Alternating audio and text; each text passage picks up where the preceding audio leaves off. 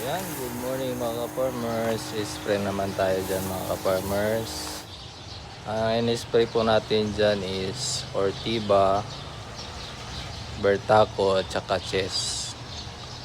Ang Ortiba po yung fungicide natin, saka yung insecticide natin is yung Bertaco at saka Chess. Ang Bertaco po para po sa ating stem borer at saka leaf folder. Yung Chess naman po ay para sa ating leaf hoppers o yung waya-waya.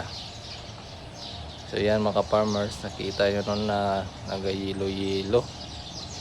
So tignan natin yung epekto ng Ortiba mga farmers, kung ano ito after 1 week. Ipa-vlog natin ulit kasi grabe yung blight. So yan mga farmers, no, alam na yung spray natin.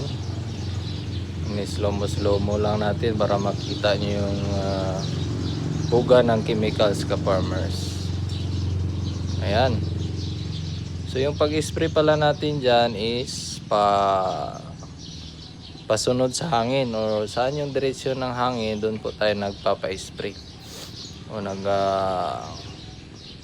palaban ng spray natin para hindi po natin malanghap yung chemicals.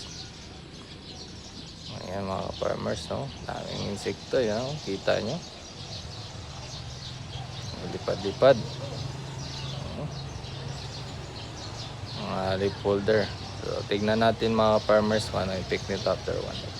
Yun lang po, maraming salamat.